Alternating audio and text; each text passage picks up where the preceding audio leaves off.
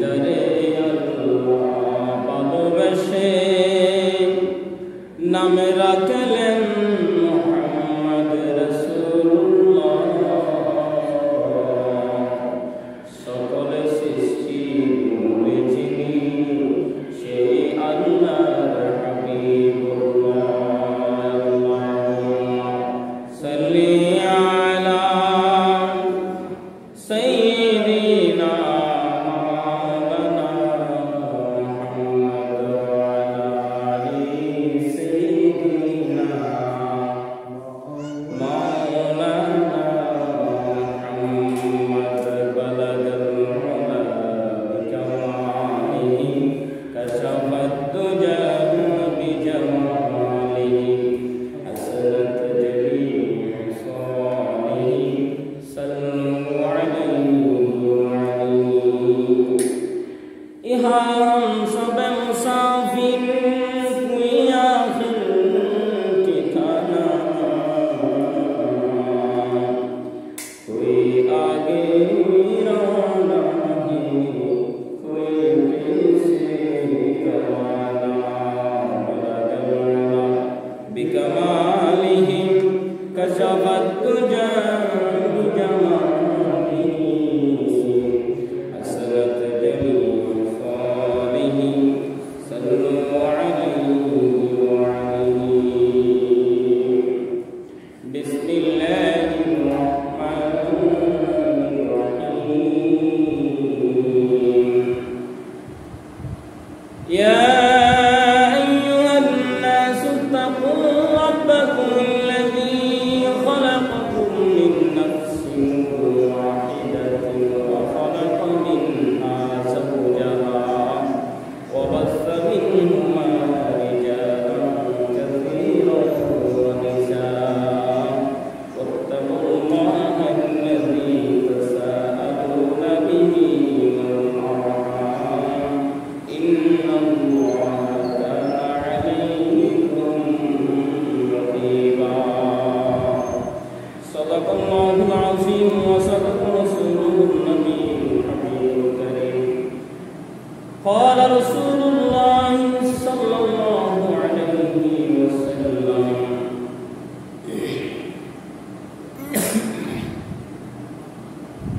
من أراد والديه فقد أراد الله ومن أسقط والديه فقد أسقط الله أو كما قال النبي عليه الصلاة والسلام। الحمد لله ثم الحمد لله شكر وتسبيح وشكر দরবারে যিনি মালিক রব্বুল আলামিন আমাদেরকে দয়া করে মায়া করে মেহেরবানি করে সে রব্বে কারীমের খানায় কাবা সাজানো সেই মালিকের দরবারে হাজিরা দেওয়ার তৌফিক দিয়েছেন। সেই মুনিব সেই মালিক রব্বুল আলামিনের দরবারে শুকরিয়া আদায় করছি। সবাই প্রাণভরে আওয়াজ দিয়ে বলছি আলহামদুলিল্লাহ। সাথে সাথে দরুদ সালাম উঠি দুজাহানের খানওয়ালা নবী বিশ্ব সভার সভাপতি নবীগণের মাথার উপর नबी की सरदार उम्मत खंडर मदीना की ताजदार दुल्हन मुर्शिद मुहम्मद रसूलुल्लाह सल्लल्लाहु ताआला अलैहि वसल्लम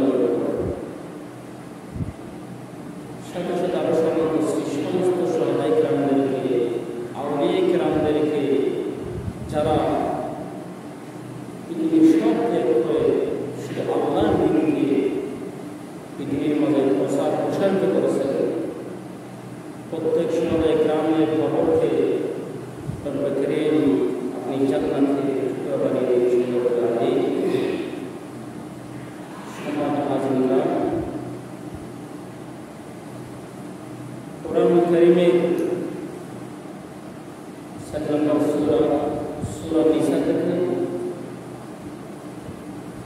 আমি এখানে আয়াত তেলাওয়াত করেছি। রাসূলুল্লাহ সাল্লাল্লাহু আলাইহি ওয়াসাল্লামের অগণিত ও অমীয় হাদিসের থেকে একটা হাদিসে বলেছেন, যদি রব্বে করিম আশিকে দয়া করে যদি কবিতার টুকরা উদাহরণের পাশে মদিনা থেকে নজর প্রদান করে এই আয়াতে কি বলছে, হাদিসে কি বলছে, অল্প সময়ের মধ্যে শুনে আমরা কিছু বলার চেষ্টা করব।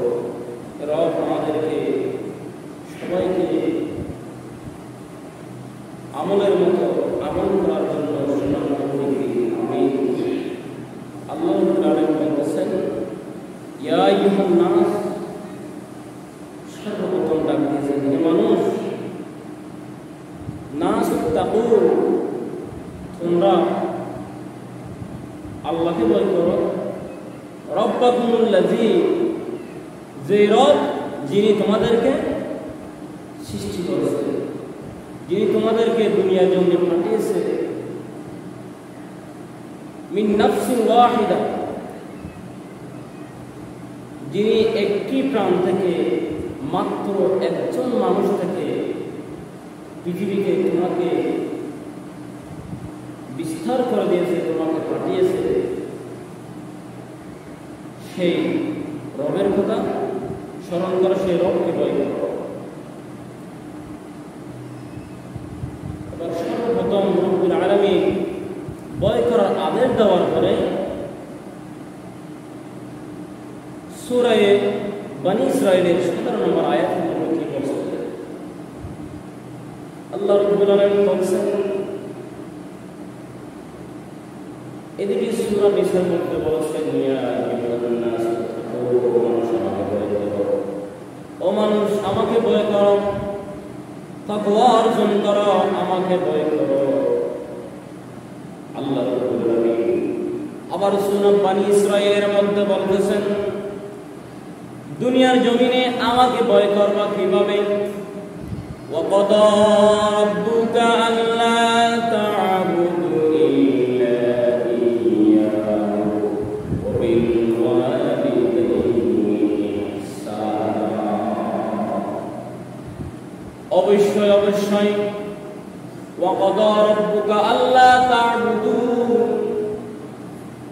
আমাকে ভয় করো, আমাকে ডাকো, আমার ইবাদত করো, আমার দাসত্ব করো, আমার গোলামি করো। তোমাদেরকে বানাইছি আমার গোলামি করার জন্য, আমার দাসত্ব করার জন্য। সর্বপ্রথম আদেশ হচ্ছে আমাকে ভয় করবা, আমাকে ডাকবা। ইত্তাকুল্লাহ, ভয় নিয়ে অন্তরের মধ্যে ডর রেখে ভয় রেখে আমাকে ডাকো। আল্লাহ তা'বুদু, আমি আল্লাহর ইবাদত করো। আমি আল্লাহ ছাড়া জমিনে আর কারো দাসত্ব করিও না, আর কারো গোলামি করিও না, আর কারো ভয় করিও না।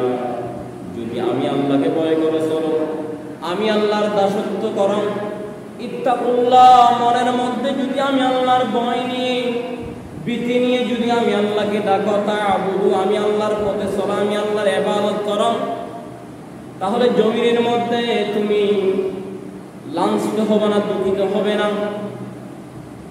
আর যদি তুমি লৌকিকতা নিয়ে যদি তুমি ইবাদত করো, তোমার সেই ইবাদত আখির এবং দুই জাহানে, ফিদ দুনিয়া লানাতুল্লাহি ফিদ দুনিয়া ওয়াল আখিরাহ, আখির এবং দুই জাহানের, এই দুনিয়া এবং আখিরাতের মধ্যে তোমার জন্য লানত হয়ে যাবে, তোমার জন্য সবচেয়ে বেশি হয়ে যাবে।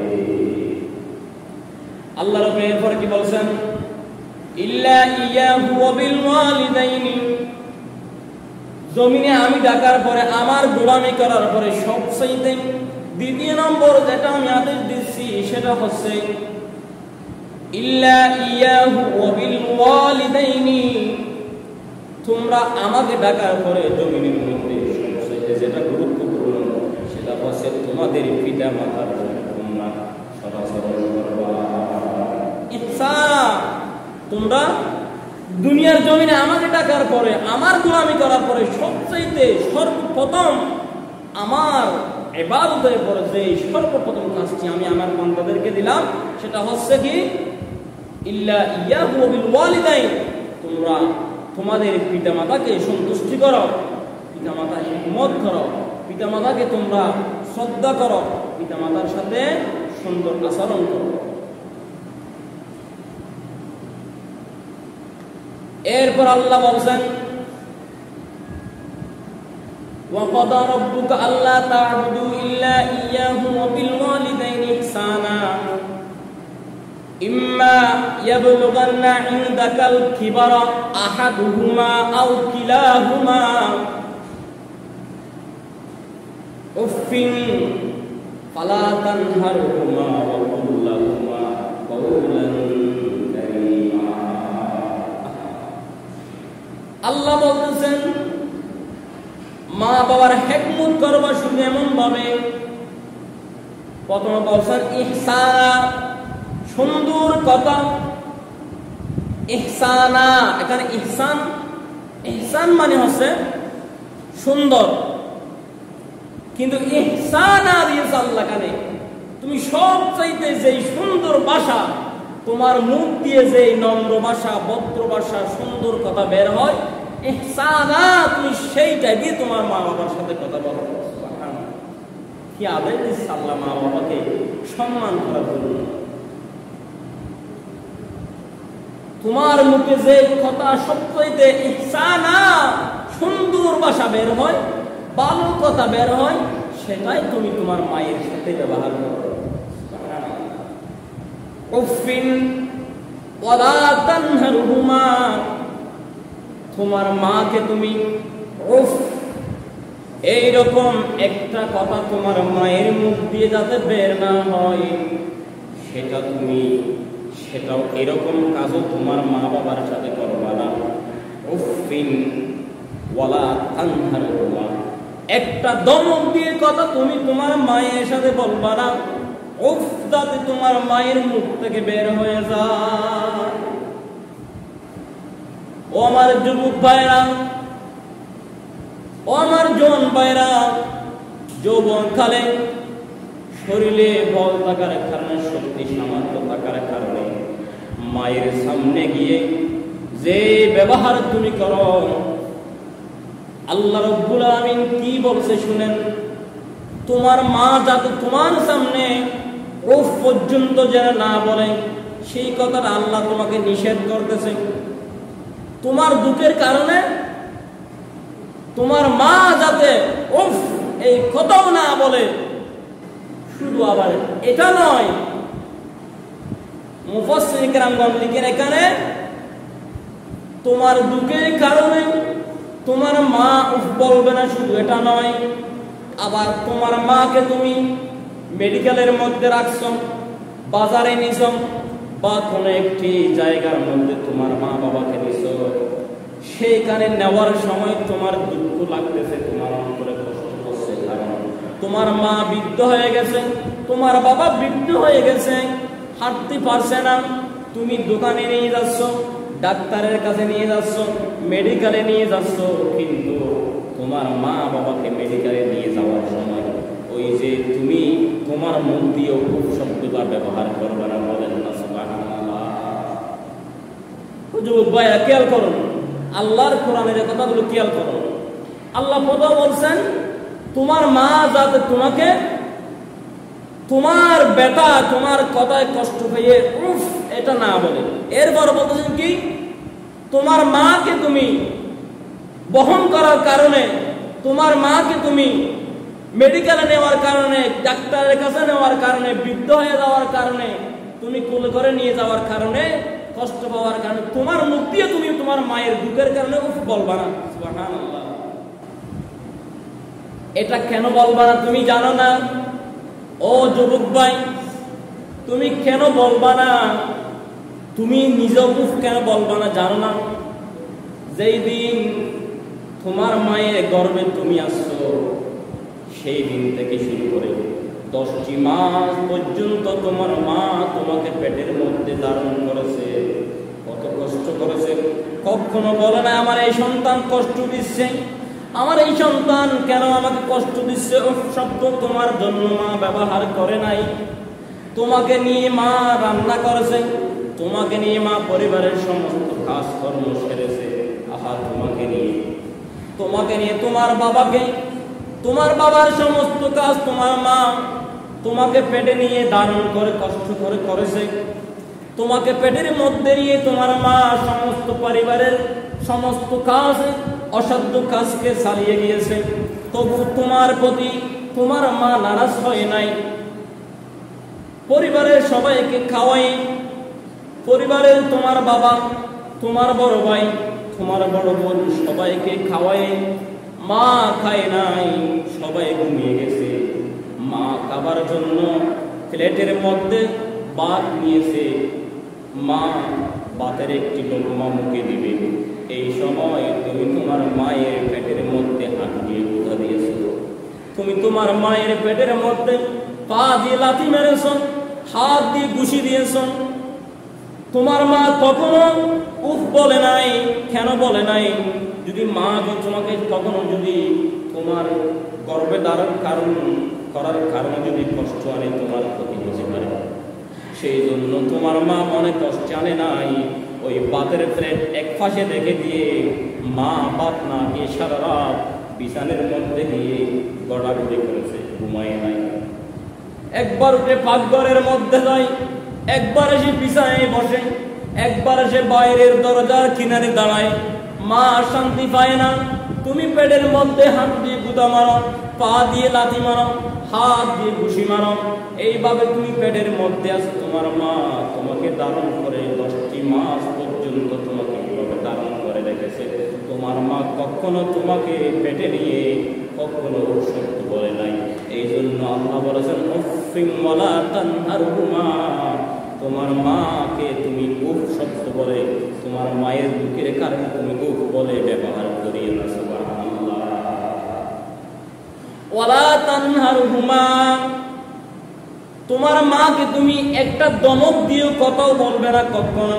তানহারহুমা, তোমার মাকে তুমি একটা দমক দিয়ে কখনো তোমার জবান থেকে যদি দমকের কথা বের হয়ে যায়, রাসূল পাক সাল্লাল্লাহু আলাইহি ওয়াসাল্লাম বলেছেন তুমি নিচের দিকে তাকিয়ে থাকো। তোমার মাথার রাগ উঠেছে তোমার মায়ের সামনে যাওয়ার কারণে, রাসূল পাক সাল্লাল্লাহু আলাইহি ওয়াসাল্লাম বলেন তুমি গিয়ে ওযু করো, না হয় তুমি তোমার পায়ের বৃদ্ধাঙ্গুলের দিকে তাকিয়ে থাকো। সেটার কারণে, সেই সুন্নতের কারণে তোমার রাগ আল্লাহ পাক সুবহানাহু ওয়া তাআলা কমিয়ে দিবেন। রাগ উঠেছে, স্ত্রীর কাছে গেছো, মায়ের কাছে গেছো, মাথায় রাগ উঠেছে, তখন রাসূল পাক বলেন তুমি কি করো? প্রথমে তোমার বৃদ্ধাঙ্গুলের দিকে তাকাও, নিচের দিকে মাথা দিয়ে তোমার পায়ের বৃদ্ধাঙ্গুলের দিকে তাকাবে। এরপর যদি তোমার রাগ যদি কমে না যায়, তুমি গিয়ে ওযু করে আসো, তোমার রাগ নিশ্চয় আল্লাহ পাক কমিয়ে দিবেন। আল্লাহ রাব্বুল আলামিন বলছেন, কি বলছেন? ওয়া কুল লাহুমা কওলান কারীমা, কারীমা, তুমি সম্মানজনক কথা তোমার মায়ের সাথে বলো। এবার আসেন উফিন ওয়ালা তানহারহুমা, এই শব্দের একটা হাদিসের কথা বলি। ওয়ালা তানহারহুমা, এটা নিয়ে একটা হাদিসের কথা বলি। উফিন ওয়ালা তানহারহুমা, মা যদি রাগ হয়ে যায় কেমন হয় শুনেন। আল্লাহ রাসূল সাল্লাল্লাহু আলাইহি ওয়াসাল্লামের সাহাবী একজন ছিলেন আলকামা নামের সাহাবী। রাসূল পাক সাল্লাল্লাহু আলাইহি ওয়াসাল্লাম জীবিত আছেন সেই সময়ের কথা। খুব গভীর মনোযোগ সহকারে শুনেন আমার যুবক ভাইয়েরা। রাসূল পাক সাল্লাল্লাহু আলাইহি ওয়াসাল্লাম আল্লাহ রাব্বুল আলামিনের পরে যার স্থান পৃথিবীতে, সেই হচ্ছে আপনার আমার নবী। সেই নবীজি দুনিয়ায় থাকা অবস্থায় একজন সাহাবী যার নাম আলকামা রাদিয়াল্লাহু তাআলা মৃত্যু শয্যায় সজ্জিত হয়ে গেছে। তার স্ত্রী রাসূলের দরবারে মানুষ পাঠিয়েছে, রাসূলের দরবারে যান, রাসূল সাল্লাল্লাহু আলাইহি ওয়াসাল্লামকে বলবেন আমার বাড়িতে আসতে, আলকামার কাছে আসতে, না হয় সাহাবী পাঠাতে। রাসূল পাক সাল্লাল্লাহু আলাইহি ওয়াসাল্লাম 4 জন বিখ্যাত সাহাবী পাঠালেন। সাহাবীরা গিয়ে আলকামাকে কালেমা পড়াতে চেষ্টা করলেন, লা ইলাহা ইল্লাল্লাহু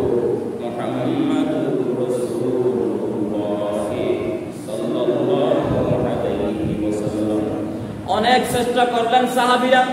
আলকামার মুখে কালেমা পড়তে পারে না, কালেমা মুখে আসে না।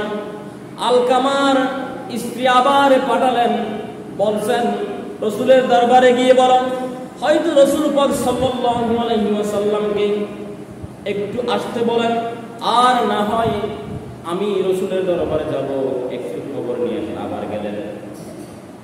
রসুল পাক সাল্লাল্লাহু আলাইহি ওয়াসাল্লাম বললেন, ও সাহাবীরা, আলকামার স্ত্রীকে বলবা আমি না হয় আলকামাকে এখানে আসতে বলো, আলকামার স্ত্রীকে আসতে বলো, আর না হয় আমি স্বয়ং নিজেই আলকামার কাছে যাব। এখন রাসূল পাক সাল্লাল্লাহু আলাইহি ওয়াসাল্লামের কাছে আলকামার স্ত্রী খবর পাঠালেন, আলকামার এখানে আসার মতো সুযোগ নাই, তার তো সাকরাতের বিছানায়। এবার রাসূল পাক সাল্লাল্লাহু আলাইহি ওয়াসাল্লাম আসলেন, এসে দেখে আলকামার অবস্থা সাকরাতের বিছানায়, তিনি কালেমা পড়তে পারছে না, সাকরাতের বিছানায় আছে। রাসূল পাক সাল্লাল্লাহু আলাইহি ওয়াসাল্লাম তার মাকে ডাকলেন, বললেন তার আম্মা আছে কিনা দেখো। বললেন তার মা আছে, বাবা নাই, অনেক আগে বাবা মারা গেছে, তার মা আছে। বললেন মাকে ডাকো। মাকে ডেকে বললেন, আলকামার মা, তোমার সন্তান কি কি কাজ করেছে? বললেন, আমার সন্তান 5 ওয়াক্ত নামাজ পড়তো, হজ করেছে, যাকাত দিয়েছে। আমার সন্তানের কোনো নেক আমলের ঘাটতি নাই।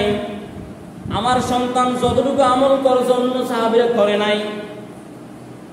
ও আলকামার মা, এরপর কেন তোমার সন্তানের মুখে কালেমা নসিব হচ্ছে না? ইয়া রাসূলুল্লাহ, এই সন্তানকে আমি অনেক বড় কষ্ট করে লালন পালন করেছি। ছোট্টকালে তার বাবা মারা গিয়েছে। এই সন্তানকে বড় করার পরে, স্ত্রী বিবাহ করার পরে আমার সাথে আর কখনো তিনি ভালো আচরণ করে নাই, আমার সাথে কখনো ভালো আচরণ করে নাই। আমার মনে বড় কষ্ট তার জন্য। আমি অনেক দূরে গিয়ে বসবাস করি, আমি সন্তানকে ছেড়ে থাকি। এই সন্তান আমার সাথে কখনো ভালো ব্যবহার করে নাই, নামাজ পড়েছে, হজ করেছে, যাকাত দিয়েছে, সব ভালো আমল করেছে, কিন্তু আমার সাথে কখনোই আলকামা ভালো ব্যবহার করে নাই। আবার রাসূল পাক সাল্লাল্লাহু আলাইহি ওয়াসাল্লাম বললেন, আলকামার মা, যদি তুমি তোমার আলকামাকে একটু ক্ষমা করে দাও। আলকামার মা বললেন, আমি ক্ষমা করতে পারবো না, আমি আমার ছেলে ক্ষমা করবো না। রাসূল পাক সাল্লাল্লাহু আলাইহি ওয়াসাল্লাম বললেন, ও সাহাবীরা, যেহেতু মা যাতে তাহাকে ক্ষমা না করবে, রাসূল পাক সামনে আছেন, তার মুখে কালেমা আসে না, স্বয়ং রাসূল পাক সামনে থেকে তার মুখে কালেমা পড়াইতে পারে না। এবার বললেন, যেহেতু মা তাকে ক্ষমা করবে না, তার জন্য কোনো আমল বরকত, তার জন্য কোনো আমল নাই। এটা হাদিসে কুদসি আছে কি, মান আরাদা ওয়ালিদাইহি ফাকাদ আরাদাল্লাহ। মান আরাদা, যার প্রতি ওই ব্যক্তির উপর আল্লাহ রাজি হয়, ফাকাদ মান আরাদা ওয়ালিদাইহি, ওই ব্যক্তির উপর আল্লাহ রাজি, এই ব্যক্তির উপর তার মা বাবা রাজি। মান আরাদা ওয়ালিদাইহি, যে ব্যক্তির উপর তার পিতামাতা রাজি, ফাকাদ আরাদাল্লাহ, তার উপর আল্লাহ রাজি হয়ে যায়। সুবহানাল্লাহ। এবার মান আসখাতা ওয়ালিদাইহি ফাকাদ আসখাতাল্লাহ, যে ব্যক্তির উপর তার পিতামাতা নারাজ, যে ব্যক্তির উপর তার পিতামাতা কি হয়ে যায়, অসন্তুষ্টি, তাকে তার কোন আমলনামা আল্লাহর কাছে গ্রহণযোগ্য হয় না, আল্লাহ তার কোন আমলনামা দেখে না, তার সব আমলনামা বরবাদ হয়ে যায়। এইদিকে আলকামা সাকরাতের বিছানায়, মা তাকে মাফ করে না, কালেমা মুখে রাসূল পাক নিজে আনতে পারে না।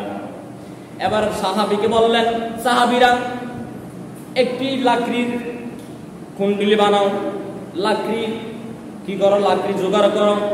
যেহেতু মা তাকে ক্ষমা করবে না, তিনি জাহান্নামে যাবেন, তার জন্য জাহান্নাম অবধারিত হয়ে গেছে, নিশ্চিত হয়ে গেছে।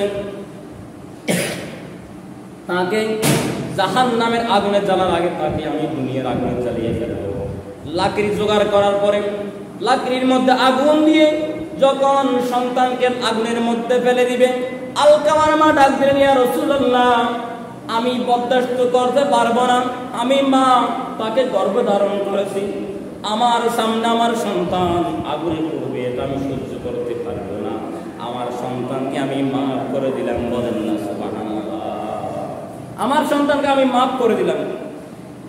হাদিস শরীফে আসছে মা যখন মাফ করে দিয়েছে এই কথা মুখে উচ্চারণ করার দের হয় নাই, আলকামা পড়ে ফেলেছেন লা ইলাহা ইল্লাল্লাহ মুহাম্মাদুর রাসূলুল্লাহ সাল্লাল্লাহু আলাইহি ওয়াসাল্লাম। মা কমার কথা, সন্তানকে কমার কথা মুখে আনতে দের হয় নাই। আলকামা আল্লাহর কালিমা পড়ে দুনিয়া থেকে কালিমা পড়ে শেষ বিদায় নিয়েছেন। সুবহানাল্লাহ। এবার উফিন ওয়ালা তানহারহুমা, মায়ের সাথে সেই দমক দিয়ে কথা বলতো, সেটার কারণে স্বয়ং রাসূল পাক উপস্থিত থেকে আল্লাহ পাকের কালেমা মুখে আনতে পারে না। আর একজন তাবিঈন ছিলেন, ওয়াকুল্লাহুমা কওলান কারীমা, মা বাবার সাথে সুন্দর আচরণ করত, মা বাবার হিকমত করত, যার নাম সবাই ছিলেন ওয়াইজুল কুরুনি রাহমাতুল্লাহি আলাইহি।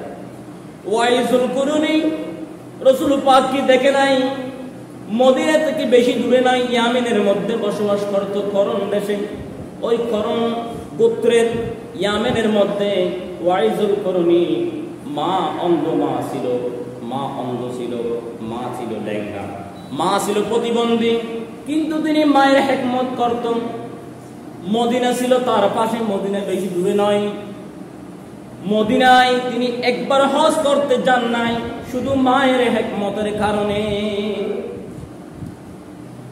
রাসূল পাক সাল্লাল্লাহু আলাইহি ওয়াসাল্লাম ওমর আর আলীকে পাঠালেন, ও আমার আলী আর ওমর, আমি যখন দুনিয়া থেকে চলে যাব, তোমরা একটি কাজ করবা, করণ দেশের মধ্যে ইয়ামেনের ওই করণ গোত্রের একজন আমার আশেপাশে, তার কাছে তোমরা দোয়া চাইবা, তার কাছে তোমরা দোয়া চাইবা, তোমাদের জন্য দোয়া করতে বলবা এবং আমার উম্মতের জন্য দোয়া করতে বলবা। রাসূল পাক কাকে আদেশ দিচ্ছে? যার স্থান আফদালুন নাস বা'দাল আম্বিয়া। রাসূল পাক বলেন, আমি নবীজির পরে, সমস্ত পয়গম্বরদের পরে, সমস্ত মানুষের মধ্যে শ্রেষ্ঠ মানুষ আবু বকর সিদ্দিক রাদিয়াল্লাহু তাআলা। সুবহানাল্লাহ, এত মূল্যবান। সেই আবু বকর আর উমরকে বলছেন, আবু বকর, উমর, তোমরা আমি যাওয়ার পরে তোমরা ওই করণ দেশের, করণ গোত্রের ইয়ামেনের মধ্যে গিয়ে আমার নাম একজন, আমার আশেক, আমার পাগল একজন ওয়াইসুল কুরুনি আছে, তার কাছে গিয়ে তোমরা কি করবা? তোমাদের জন্য দোয়া চাইবা, আমার উম্মতের গুনাহ মাফ করে দেওয়ার জন্য তার কাছে, আল্লাহর কাছে দোয়া চাইতে বলবো। রাসূল পাক সাল্লাল্লাহু আলাইহি ওয়াসাল্লাম দুনিয়া থেকে বিদায় নেওয়ার পরে তারা দুইজন গেলেন।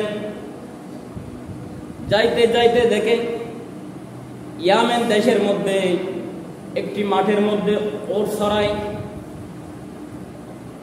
প্রথমে গেলেন হজ করতে, হজের মধ্যে গিয়ে উমর ডাক দিলেন, সবাই ইয়ামেন দেশের মানুষ যা আছে সবাই দাঁড়াও।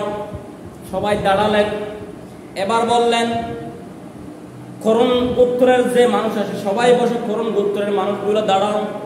করণ দেশের মানুষ, গোত্রের মানুষগুলো দাঁড়ানোর পরে এবার বললেন, একজন দাঁড়ালেন, সেই দাঁড়িয়ে বললেন, সেই ছিল ওয়াইজুল কুরুনির চাচাতো ভাই। তিনি বললেন, তাকে বললেন, ওমর, তুমি কি চিনো ওয়াইজুল কুরুনি নামের কোন ব্যক্তিকে তুমি চিনো কিনা? তখন তিনি বললেন, ও খলিফাতুল মুসলিমিন, সেই তো একজন পাগল, সেই তো কিছুই বুঝে না, কিছুই জানে না। একজন অন্ধ মা আছে, ল্যাংরা মা আছে, তাকে নিয়ে তিনি পড়ে থাকে, ফেলে খেয়ে না ফেলে খায় না, তিনি তো পাগল। উমর বললেন, তুমি তাকে চিনো না, তিনি কোথাও আমাকে একটু সন্ধান দাও। তিনি সব সময় জঙ্গলের মধ্যে অমুক নিয়ে থাকে, সেখানে গেলে তাকে হবেন। ওমর আর আলী রাদিয়াল্লাহু তাআলা জঙ্গলের মধ্যে গিয়ে দেখে শত শত সরতেছে, ওই ওয়াইজুল কুরুনি সেখানে বসে আছে। ওটকে যদি তিনি বললে ওট সরে আসে, তার সীমার বাইরে ওট কোথাও সরতে যায় না। ওয়াইজুল কুরুনির কাছে গিয়ে উমর আর আলী বললেন, আপনার নাম কি? আমার নাম ওয়াইজুল কুরুনি। আপনার কাটতি দেখান। রাসূল পাক বলেছিলেন, তোমরা তাকে চিনবা, তার হাতের মধ্যে, ডান হাতের মধ্যে কি সাদা চিহ্ন আছে, সেটা দেখলে বুঝবা তোমরা সেটা আমার আশেখ ওয়াইজুল কুরুনি। এখন তাকে সামনে পাওয়ার পর বললেন, তোমার হাতটি দাও। হাতটি দেওয়ার পরে যখন দেখলেন রাসূল পাক সাল্লাল্লাহু আলাইহি ওয়াসাল্লাম যেই কথা বলেছেন সেটা বলার পরে দেখলেন ঠিকই ওয়াইজুল কুরুনি। দেখার পরে আবার বললেন, আমার নবীজি দুজাহানের বাদশা নবী মুহাম্মদ রাসূলুল্লাহ সাল্লাল্লাহু আলাইহি ওয়াসাল্লাম বলেছেন, আমাদের জন্য একটু আপনি দোয়া করুন এবং সমস্ত উম্মতের জন্য দোয়া করতে আপনাকে নবী আদেশ দিয়েছেন। তখন তিনি জিজ্ঞেস করলেন, আচ্ছা আপনারা তো নবীকে দেখছেন, আপনারা নবীকে দেখছেন না? আপনি তো আবু বকর বলছেন, আপনি নবীর সাথে 63 বছর জিন্দেগি সব সময় ছিলেন না? হ্যাঁ ছিলাম। আচ্ছা আপনারা যে নবীর সাথে ছিলেন, বলেন তো নবীজির চোখের ব্রু কতটা? কি আশ্চর্য বিষয়, কি বলেন আপনি এটা? আমরা রসুলকে 63 বছর জিন্দেগি সব সময় রসুলের সাথে ছিলাম, আমি তো কখনো এটা দেখি নাই, খেয়াল করি নাই। রসুলের ব্রু কটা চোখের এটা আমি কেমনে বলবো? ওয়াইজুল কুরুনি বললেন, এটা নাকি তোমরা রসুলকে ভালোবাসো? আচ্ছা বলেন তো, রাসূল পাক সাল্লাল্লাহু আলাইহি ওয়াসাল্লামের দাঁত কোনটা শহীদ হয়েছিল উহুদের ময়দানে? সেই ওয়াইজুল কুরুনি উহুদের ময়দানে আমার নবীজি একটি দন্দন শহীদ করেছে। কোনটি শহীদ করেছে আমার নবীজি, কোনটি আমার নবীর দাঁত কোনটি পড়ে গেছে সেটা ভাবতে ভাবতে তিনি সমস্ত দাঁত উপড়িয়ে ফেলে দিলেন। সুবহানাল্লাহ। তিনি বললেন কি, আমার নবী তো উহুদের ময়দানে দাঁত একটা শহীদ হয়েছে, হয়তো এটা হতে পারে। তিনি প্রথমে এটা কি করলেন, ফেলে দিলেন। হয়তো আমার নবী এটা নয়, এটা হতে পারে। যদি এটা হয় আমি এটা ফেলে আমার এটা রাখবো কেন? নবীজি প্রেমে আমি দাঁত, আমার নবী দাঁত এটা করবে, হয়তো এটা পড়তে পারে, আমি এটা ফেলেছি, এটা তো ফেলি নাই। এইভাবে করতে করতে তিনি বলেন, শেষটা হলো আমার নবীর এটা যদি পড়ে দেয়, 32টি দাঁত তিনি আমার নবীজির প্রেমে শহীদ করে দিলেন। সেই ওয়াইজুল কুরুনিকে নবীজি নিজে দৈনিক অনেকবার সাক্ষাৎ দিতেন। এখন বুড়ুর কথা, দাঁতের কথা যখন জিজ্ঞেস করলেন, ওমর রাদিয়াল্লাহু তাআলা আনহু, আলী রাদিয়াল্লাহু তাআলা আনহু বললেন, ও ওয়াইজুল কুরুনি, কিভাবে আপনি নবীজির বুড়ু দেখলেন? আপনি তো এখান থেকে বেশি দূর নয়, কখনো মদিনা যান নাই, কেন মদিনা যাননি আপনি? আর কিভাবে নবীজির সাথে সাক্ষাৎ করতে পারেননি? সাহাবী হওয়ার, একজন সাহাবী হতে কত যে মর্যাদা! একজন সাহাবী, আল্লাহ পাক রব্বুল আলামিন স্বয়ং বলেন, আল্লাহ আল্লাহ আসহাবী, তোমরা আমার সাহাবীকে নিয়ে, আমার হাবিবকে যারা থেকে তারা সাহাবী, সেই সাহাবীকে নিয়ে কথা বলতে, আল্লাহ আল্লাহ, তোমরা আল্লাহকে ভয় করো, আল্লাহকে খেয়াল করবা, আমার সাহাবীকে নিয়ে কথা বলতে। সুবহানাল্লাহ। একজন সাহাবী হওয়ার মূল্য সারা পৃথিবীর সমস্ত আউলিয়া কেরাম, সাহাবীর পরে তাবিন, তবে তাবিন, আইম, মুস্তাহিদিন, সালফে সালেহিন, বুজুর্গানে আউলিয়া কেরাম, আলেম উলামা, যত পীর মশায়েখ আছে সব যদি এক পাল্লায় রাখা হয়, একজন সাহাবীর একটি পায়ের দুলি যদি এক পাল্লা রাখা হয়, তাও ওই সাহাবীর পায়ের দুলাটি বেশি ভারী হবে। সেই রকম একজন সাহাবীর মূল্য। কিন্তু ওয়াইজুল কুরুনি সেই রকম সাহাবী হওয়ার জন্য মনে আকাঙ্ক্ষাও করে নাই। কেন করে নাই? তিনি চাইলে প্রতিদিন যেতে পারতেন মদিনায়, নবীজির সাথে প্রতিদিন সাক্ষাৎ করতে পারতেন। উমর আর আলী জিজ্ঞেস করেন, ওয়াইজুল কুরুনি, আপনি কেন মদিনা যান নাই? আপনি প্রতিদিন মদিনা যাইতে পারতেন।